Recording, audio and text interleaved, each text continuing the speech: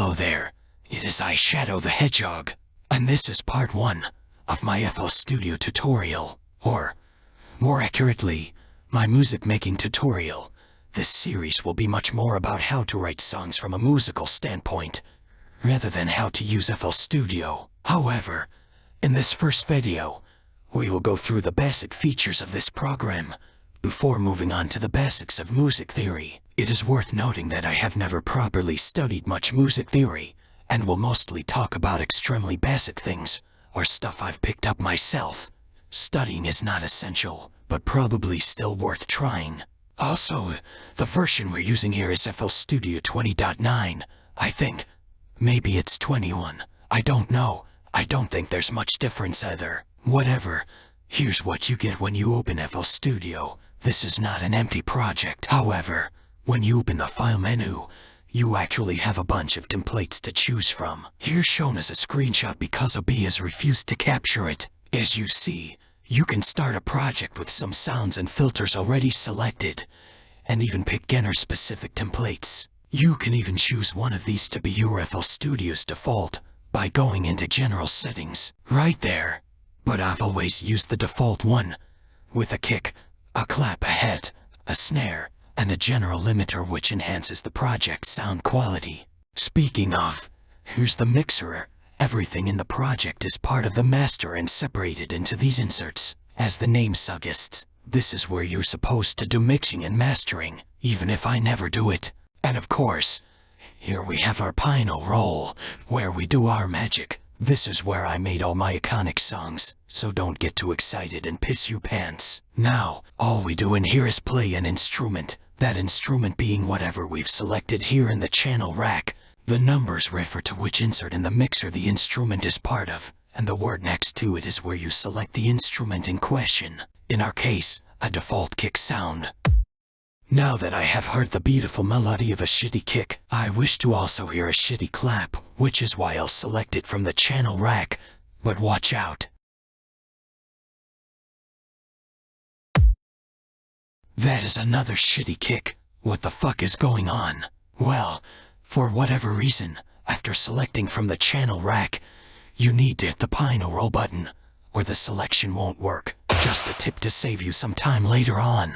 Now, of course, we've got our tools to add and edit notes in the Piano Roll. You should learn the keyboard shortcuts to select them. P is for pencil, which creates notes, while D lets you erase them. T lets you mute notes by clicking on them. C is for cropping, or cutting, whatever. You can crop diagonally too. However, if you hold Shift, you will always crop vertically, no matter where you move the cursor. I often use the vertical line as a ruler of sorts to check if two objects are perfectly synced up. Or you can crop automatically by selecting a note and pressing Alt and U. Of course, E lets you select notes, either by covering an area, or by pressing individual notes while holding Shift. C for zooming, which you can more easily do with Control and plus. And Y for playback, which literally just plays the part you select. The most useless tool, I think. I just use the normal playback. You can play the pattern you're on by pressing this button right here, or space on your keyboard. But of course, a pattern is only a small part of a song. Let's go in the playlist, which is where we'll place our various patterns. You can edit them using the exact same tools as in the Piano Roll. Then if we want to hear our patterns the way we've placed them, we'll have to switch our playback from pattern mode to song mode. We can do that with the orange button on top of the screen, or simply by pressing L on the keyboard. Either way, song mode will change the button to green. Having got this stuff out of the way, we can focus on the truly complicated features of FL Studio. Just kidding. Here's how you use the undo and redo shortcuts.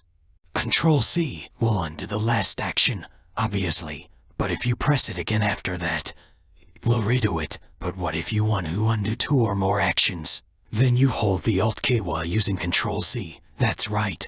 In order to undo multiple actions, you press Alt Control-Z. The number of actions you can undo at once is limited, but you can customize it by going into General Settings, right there. Okay, now we'll look at editing the various levels of a note. You see, this thing down here, that's our note's velocity. which is basically just a volume slider for individual notes, although depending on the instrument, it can also change the way it sounds a bit. Velocity is also in the Note Properties menu, which appears by double-clicking on a note. Here you can also pin the note left and right, or change its pitch. If you don't know what a pitch is, you'll have to wait a bit. Let's finish note customization. Hold on, did I forget to record footage for this part? What the actual fuck? Alright guys, bear with me here. We've got these notes played by a basic synth instrument. Yeah! That's pretty cool. Sounds like the beginning to an epic song composed by the talented musicians in Sega Sonic Team. Haha. But now watch this.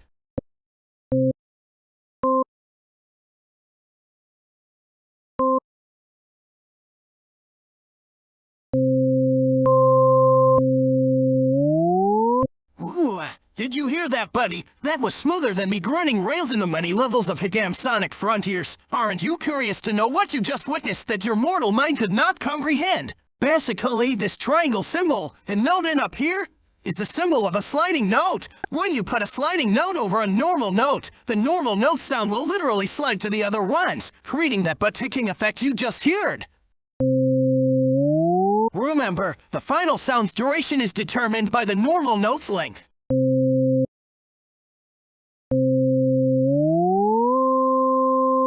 While the sliding note's length determines how fast it slides. Of course, sliding notes make no sound by themselves. And remember, they are color sensitive. They need to be the same color as the normal note. Alright, buddy.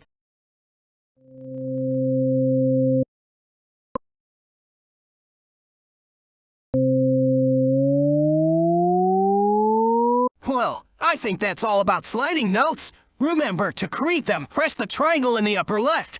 And don't forget, if you do drugs, you got to hell before you die. So now that we have a basic synth, I think it's time to look at our instrument's customization.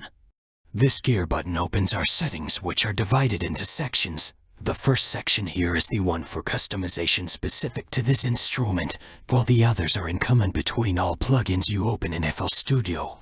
Also, there's a volume, a panning, and a pitch knob, alongside the counter of which insert this instrument goes in, and the button to turn the instrument off. In this part of the settings we have a pine, which I won't explain because it's pretty useless in my opinion. And there's more stuff to look at. The echo delay automatically repeats a sound depending on the settings, although to be honest I don't use this one much either. Then in this part of the settings you can edit the loaded sample, but since we're using a synth, there's none here.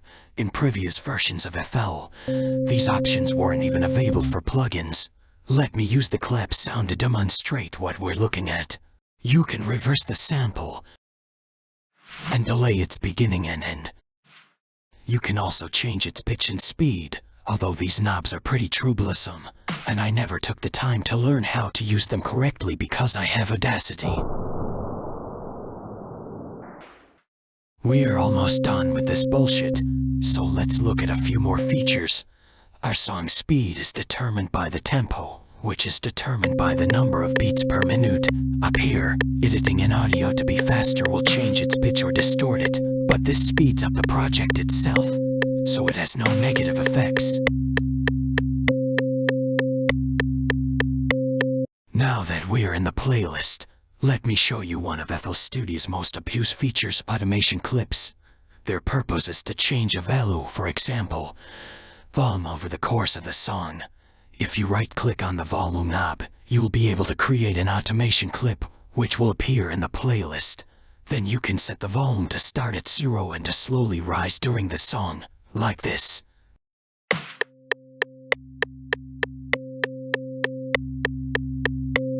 There's only 2 editable points in an automation clip, but by right-clicking inside you can create more.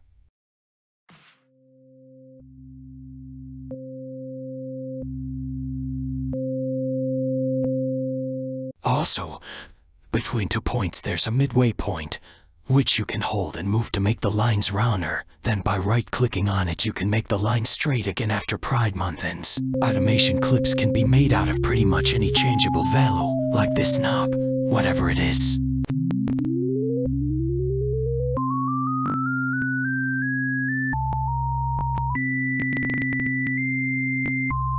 One not very useful but still good to know feature is that you can copy an automation clip sliders and pass them into another.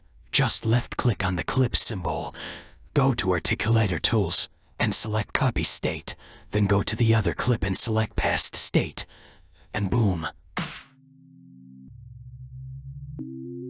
As I said, automation clips are FL Studio's most obtuse feature, because they serve such a basic function in such a complicated way. But they're not actually hard to use. They are also the last feature for now. We are now going to talk about music theory.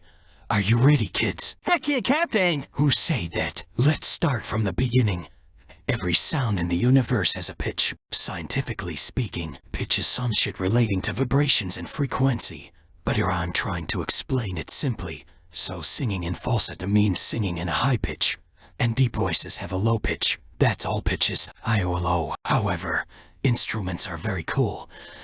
And so rather than producing random sounds at random pitches, they can neatly divide them into notes.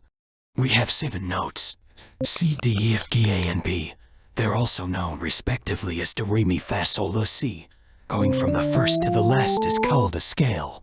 What comes after the last? You have the same notes again, but 1 octave higher. The exact same sounds, but with a higher pitch, with double its frequency. FL Studio marks octaves from the C, so this is the octave C5. But sadly, life is never as simple as it seems.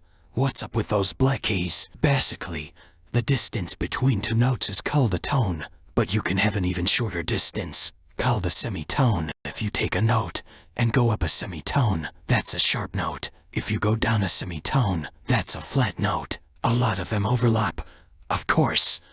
So you get C sharp, which is also D flat, D sharp, which is also E flat, F sharp, which is also G flat, G sharp, which is also A flat, E sharp, which is also B flat.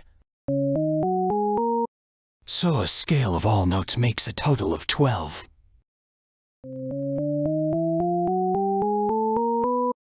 Which helps us understand some things about pitch and FL Studio's pitch editing features. Remember the pitch knob with a range number next to it. That number means how much higher the pitch knob can go. The way this is measured is such that if you set the range to 12, you can change pitch by a full octave. If you set it to 1, you can only change it by a semitone. And if you set it to 6, you can make nightcore mixes. Also, if you import a sound sample into FL Studio, the original sound you imported will be playable on the C5 note specifically, while all other notes will actually be pitched up or down versions of it. This is why it may not sound natural unless you use different samplers for each note. You should also remember that changing pitch changes a sound speed, which is where nightcore remixes come from. Anyway, now that you know notes, let's see what you can do with those. Here's some music sheet. Reading music sheets is its own art, but I'm not gonna explain it now. I'll just use this sheet to point at an important feature of music theory: time signature. A song's speed is determined by the beats per minute, but the time signature determines how many beats are in a bar, which is a section of the song. The most common signature is 4/4, which means there are 4 beats in each bar. This is clear when looking at FL Studio's Pino roll. We're counting the beats the metronome produces.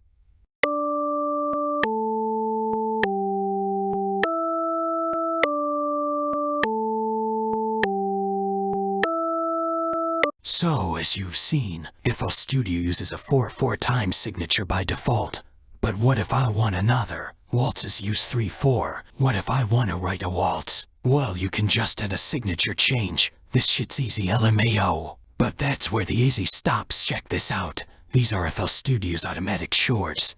Chords are a group of 3 or more notes that go together as if making a single sound. I was never taught chords, so I can't explain much about them. Also, I never use this tool. I just make them by myself. But chords lead me to an important topic I learned by myself, which is what I call complementary notes. Simply put, there are notes that mirror each other, and that's obvious in the way they sound good together. C's complementary is G, D goes with A, and E goes with B.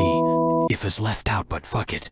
If you play C with A, they'll contrast each other and create a new sound. But if you play C with G, they'll complement each other instead. I repeat that this is something I've picked up with practice. For example, if I need two melodies to play one after the other in a song, I often make their beginning notes complementary. However, as I've said, complementary notes don't contrast each other, which is often bad, because contrast is what gives music certain feelings. Now we have to talk about key.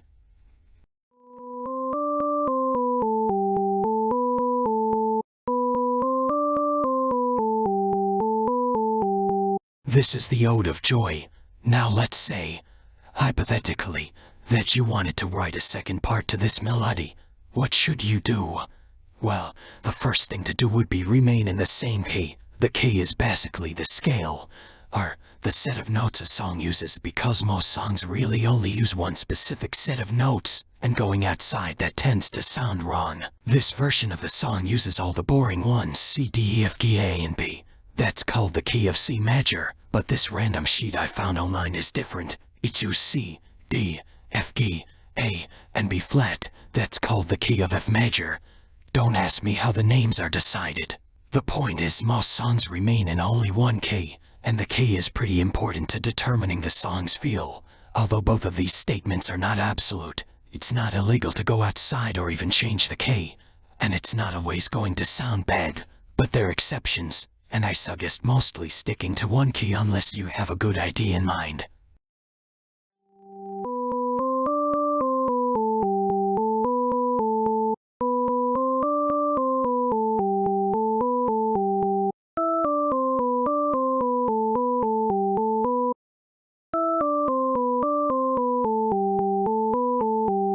Okay, now here's a fucked up outside of the key version.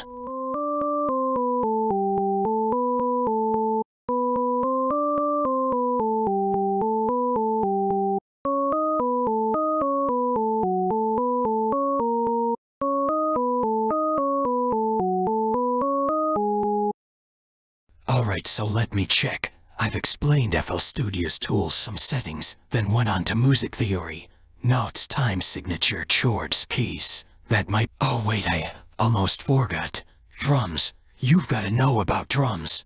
So for drums we're gonna use the FBC plugin, which has different drum kits for different genres. It also has pre-made drum parts, but we're gonna make our own.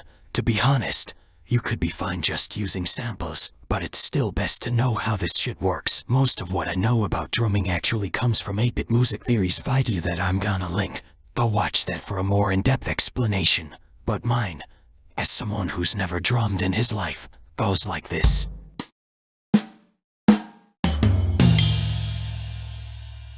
These are funny little sounds. Now, in a 4/4 song, the absolutely most basic drum part you can make is this.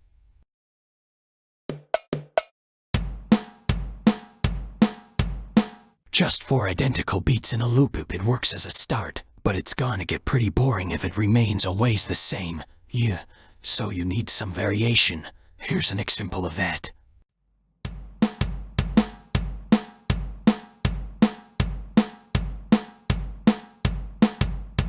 Here I've done a bar of 4 normal beats, followed by a bar with a variation on the 7th and 8th beat, but even that might be repetitive, so you might want to just put the variation in the first bar instead. Here's a few other examples.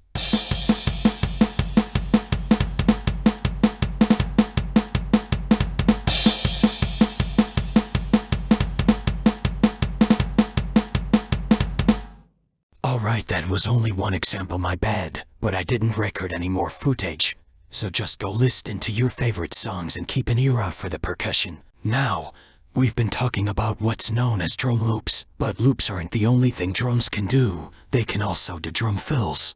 Drum fills are more complex drum parts whose role is to help flow into a new section of the song, or to just announce the end of one section. For example, if a drum loop needs to be replaced by a stronger loop in the chorus, you might put a fill in the middle. Here's a few examples of drum fills from songs I've been listening to recently that happen to have drum fills.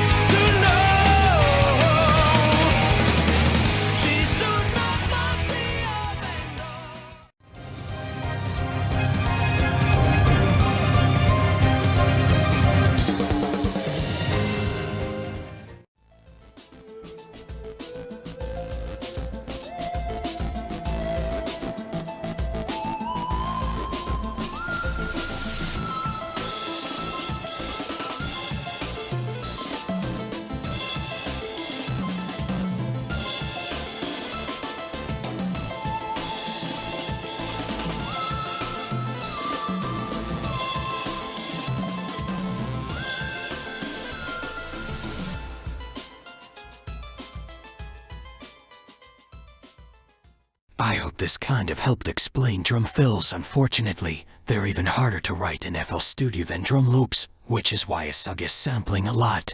And of course, listen to even more songs, and try and understand their percussion.